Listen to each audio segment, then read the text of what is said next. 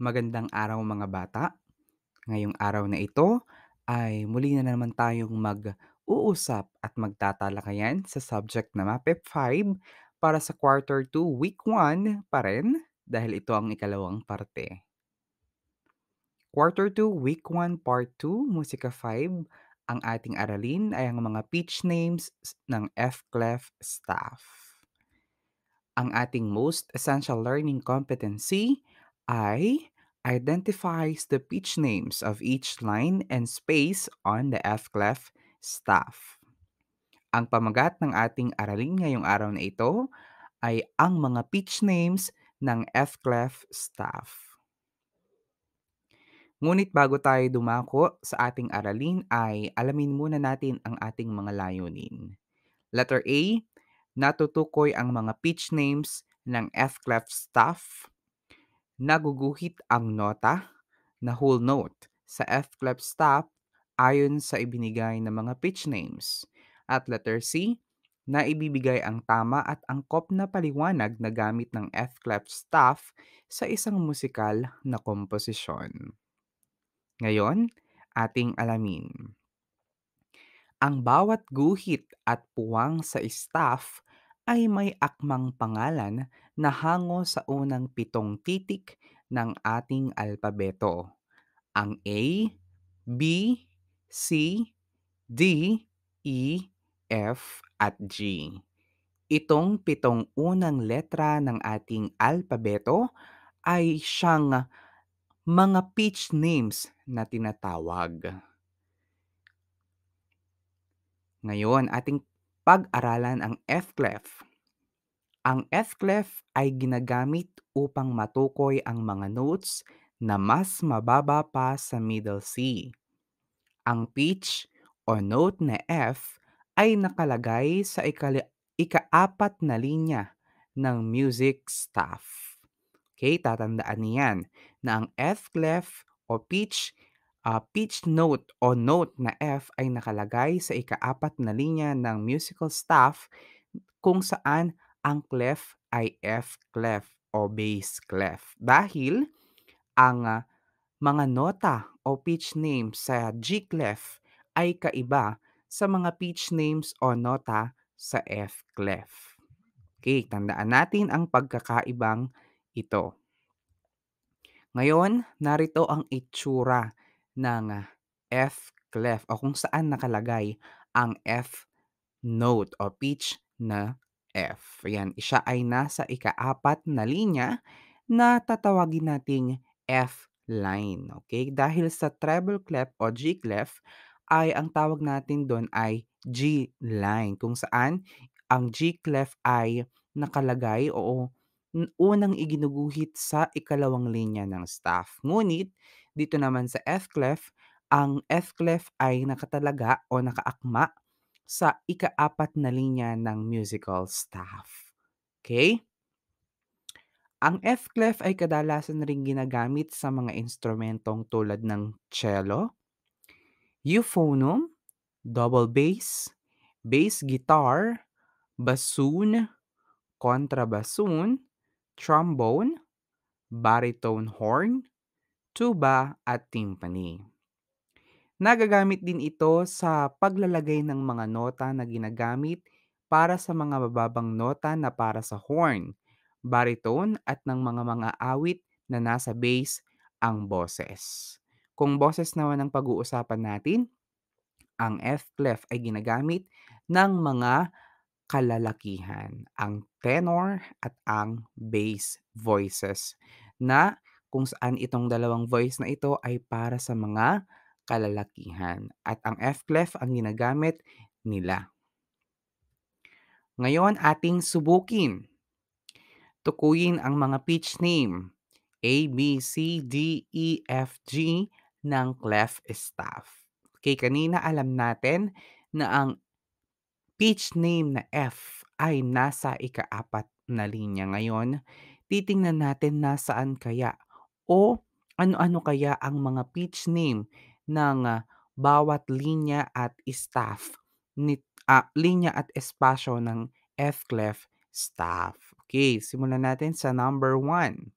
Ang sagot natin diyan, mula sa ikaapat na linya kung babalikan natin ang unang linya, yan ay pitch G o G note. Okay. G ang susunod natin sa G, ang G ang pinakahuling pitch name kaya naman kung ang kasunod niya ay babalik na tayo sa unang letter kung saan ang ikalawang pitch sa F clef stop na nasa unang espasyo ay A. At ang pitch name na nasa ikalawang linya ng F clef stop ay B. Ang pitch o note na nasa ikalawang espasyo ng F clef staff ay C. Ang pitch o note na nasa ikatlong linya ng F clef staff ay D. Ang ikatatlong espasyo ay mayroong pitch o note na E. At ang ikaapat na linya kung saan nakalagay ang F clef ay ang pitch na F. At ang susunod na pitch name o nota ay G at ang ikasiyam na pitch name kung saan nasa ikalimang linya ng F clef staff ay pitch A. So ayan, yan ang mga pitch name sa F clef staff. Ang clef ay isa sa mahalagang simbolo sa musika. Ito ay nagsasabi kung ano ang pitch ng isang nota na nakalagay sa linya at puwang ng staff. Sa araling ito ay matututunan natin ang pitch name ng nasa F clef staff. Ating suriin, ang tiyak na pitch names ng bawat guhit at puwang ay nakabatay sa uri ng clef na matatagpuan sa unahan ng staff. Kaya nga tulad ng sabi ko kanina, nakadepende sa clef ang mga pitch name na nasa, staff, okay, sa linya at espasyo ng staff dahil magkaiba ang pitch names ng F clef sa G clef staff.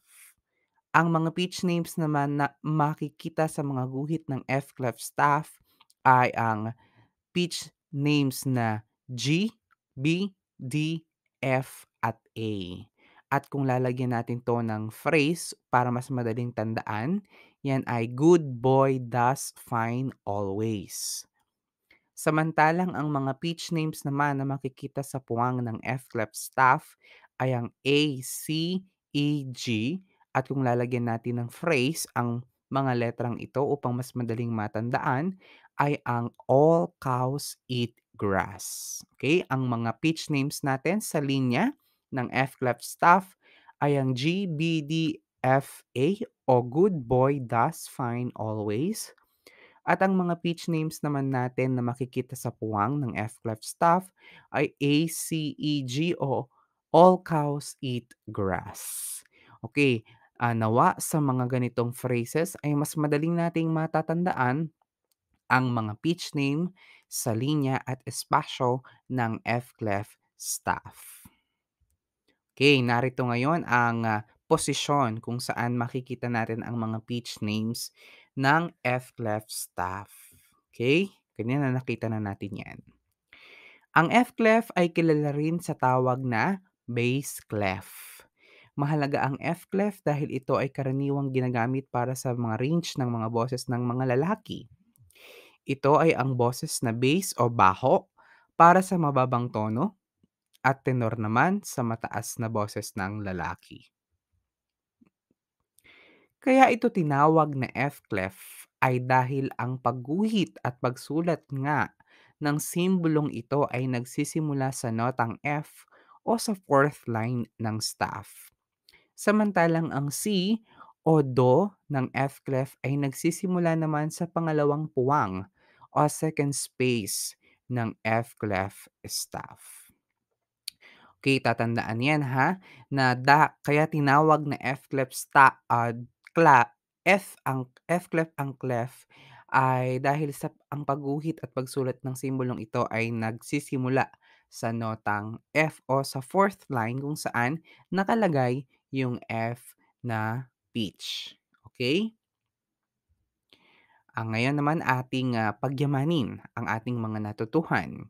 Ngayon ating isusulat ang mga pitch names ng F-clef staff sa nakalaang patlang sa ibaba. Okay, kumuha na kayo ng papel at ballpen upang masagutan natin ang pagyamanin. Okay?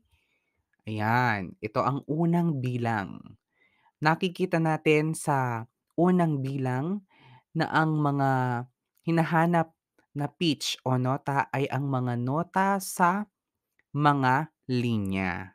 Okay, so kanina napag-aralan natin 'yan, kung saan nilagyan pa natin ng phrase ang mga pitch names na nasa linya, kung saan ito nga ay, ah, "Good boy does fine always." Kaya naman ang unang pitch natin diyan ay G, ang ikalawa ay B, ang ikatlo ay D, ang ikaapat ay F, at ang ikalima ay A. Kaya naman kung aalalahanin natin yung phrase na ginawa natin kanina, "Good boy does fine always."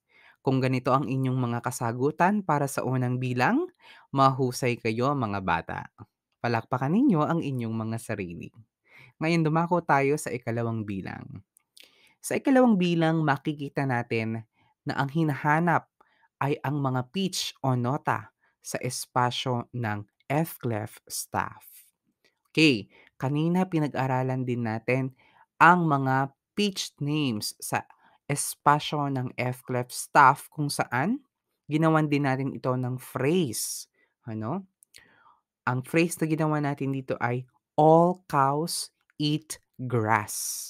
At yung bawat unang letra ng bawat salita ay ang siyang magsisimbolo o siyang kakatawan sa nota kung saan ito ay nakalagay sa espasyo ng F-clef stop. All cows eat grass, kaya naman ang unang pitch ay A. Ang ikalawa ay C, ang ikatlo ay E, ang ikaapat ay G. All cows eat grass. At kung ganito ang inyong kasagutan, mahusay kayo mga bata. Kaya naman palakpakan ninyo ang inyong mga sarili. Okay, very good kung kayo ay nakakuha ng perfect score, very good. Kaya naman dumako tayo sa group activity, okay? Para sa mga teachers na gustong gamitin ang ating video presentation, maaari ninyong ipagawa ang group activity na ito kung saan ang mga bata ay mahahati sa 4 na grupo at tutukuyin nila ang mga pitch names ng F-clef staff at isusulat ang sagot nila sa sagutang papel. Okay? So teachers na nanonood sa atin ngayon, maaari niyo pong ipagawa ang activity na ito bilang individual o kaya naman ay group activity. Okay, maaari niyo rin pong baguhin ang mga nandito sa ating video presentation. Kaya naman teachers, if you are watching this video lesson, you can now use this. Okay? So, it's all free at pwedeng-pwede ninyo pong gamitin sa inyong klase. Kaya naman, dito na po nagtatapos ang ating talakayan. Atin lamang tatandaan na ang F-clef staff ay ginagamit sa mas mababang boses ng isang tao gaya ng mga kalalakihan tulad ng tenor at bass voices ng mga lalaki. Okay po? At ang ating mga pitch names sa linya ng F-clef staff ay Good Boy Always Does Fine o G, B, D, F, A o Good Boy Does Fine Always o yun pala. Okay, at ang mga pitch names natin sa espasyo ng F-clef staff ay A, C, E, G o All Cows Eat Grass. Kaya naman dito na nga tuluyang nagtatapos ang ating talakayan. Maraming maraming salamat sa inyong panonood at pakikinig. Nawa ay mayroon kayong natutuhan sa ating talakayan ngayong araw na ito. Kaya naman, kung, kung inyong nagustuhan ang ating video lesson sa araw na ito, ay huwag kalimutang i-like ang ating video, i-share, at syempre kung hindi ka pa nakasubscribe sa aking channel, oo, mag-subscribe ka na.